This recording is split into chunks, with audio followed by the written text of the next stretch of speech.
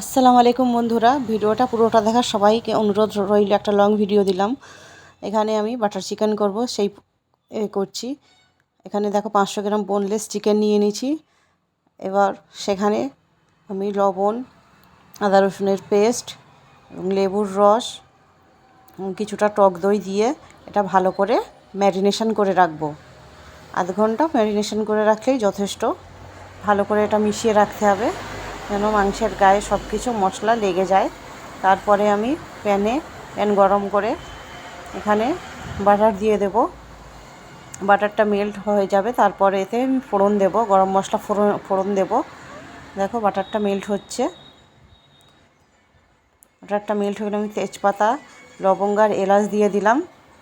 এটা সামান্য একটু নাড়িয়ে চাড়িয়ে নিতে হবে, একটু গরম করে নিতে হবে যাতে।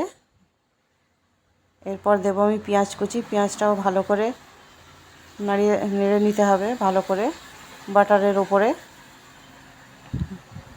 তারপরে পেঁয়াজটা একটু রং ধরলে আমি সেখানে দেব টমেটো কুচি। এখানে আমি 3টে টমেটো কুচি নিয়েছিলাম, মিডিয়াম সাইজের। টমেটো আর পেঁয়াজটা ভালো করে মিশিয়ে নিতে হবে একসাথে। এরপর আমি একটু লবণ দিয়ে দিলাম স্বাদ মতো, যার যেরকম স্বাদ সে সেরকম লবণ দেবে। তারপর ভালো করে নাড়িয়ে চাড়িয়ে দেবো কাজু বাদাম। কাজু বাদামটা মেন ইনগ্রিডিয়েন্ট। কাজু বাদাম আর বাটারটাই হলো বাটার চিকেনের মেন ইনগ্রিডিয়েন্ট।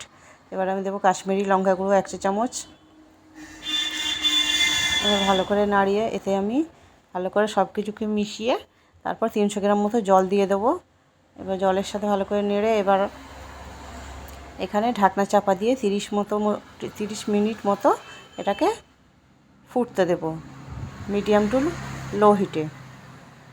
তারপরে আমি আদা রসুনটা স্কিপ হয়ে গেছিলো, তারপরে পরে দিয়েছিলাম। ঢাকনাটা খুলে আবার ভালো করে মিশিয়ে নিয়ে তারপরে আবার ঢাকনাটা বন্ধ করে তারপর আবার এটাকে হতে দিয়েছিলাম।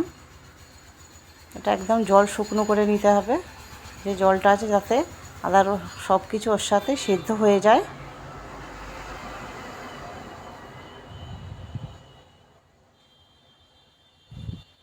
দেখো জলটা অনেকটাই শুকিয়ে এসেছে।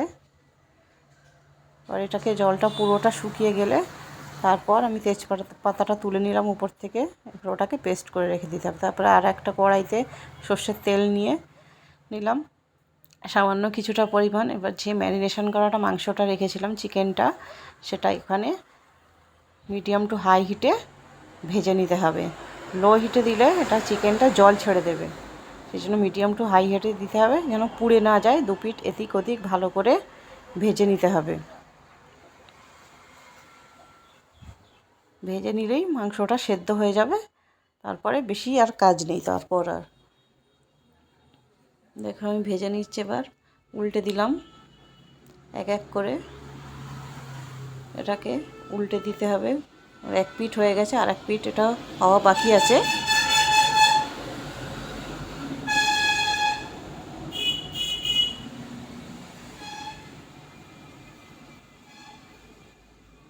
তারপর আমি যে এটা করে রেখেছিলাম টমেটো, কাজু বাদাম আর পেঁয়াজের, ওটা পেস্ট বানিয়ে একটা ছাঁকনিতে, বড় ছাঁকনিতে ছেঁকে নিতে হবে যাতে এর মধ্যে কোনো গোটা গোটা ভাব না থাকে। পেস্টটা পুরো স্মুথ হয় যেন, সেইভাবে বানিয়ে নিতে হবে। ওই জন্য ছাঁকনিতে ছেঁকে নিতে হবে। না তো ছাঁকনিতে না ছেঁকে না নিলে এটা দানা দানা, যখন মাংসটা গালে পড়বে দানা দানা ভাব, সেটা খেতে ভালো লাগবে না। এই জন্যে আমি এটা ছেঁকে নিচ্ছি ভালো করে। দেখো চামচ দিয়ে ভালো করে, চামচের সাহায্যে ভালো করে ছাঁকনিতে ছেঁকে নিলাম। এই যে স্মুথ পেস্টটা বেরিয়েছে একদম। এরপর আবার কড়াই বসাবো, তাই আবার বাটার দিয়ে দেবো কিছুটা পরিমাণ। বাটারটা মেল্ট হোক, তারপর এতে আমি ওই পেস্টটা ঢেলে দেবো। যে পেস্টটা দিলাম, দেখো পেস্টটা কত সুন্দর হয়েছে, এর মধ্যে কোনো দানা ভাব নেই। পেস্টটা একটু ভালো করে বাটারের সাথে মিশিয়ে নিতে হবে, ভালো করে নেড়ে। এরপর একটু কাসুরি মেথি দিয়ে দিলাম গুঁড়ো করে হাত। কাসুরি মেথি দিলে না এর মানে টেস্টটাই অন্যরকম হয়ে যায়। তারপর এবার ভাজা চিকেনগুলো, দেখো এই যে চিকেন ভাজাগুলো সব দিয়ে দেবো। দিয়ে ভালো করে ওর সাথে মিশিয়ে নেব। ভালোভাবে মিশিয়ে নিতে হবে একদম হালকা হাতে। এই পরিমাণে জল দিতে হবে, আবার 300 গ্রাম মতো জল দিয়ে দিলাম। এবার এটা হাই হিটে ফুটতে দিতে হবে 10 মিনিট। 10 মিনিট পর আবার ফিরে আসলাম। দেখো কত সুন্দর হয়েছে আমার বাটার চিকেনের রেসিপিটা। ভালো লাগলে সবাই একটা লাইক কমেন্ট শেয়ার করে দিও।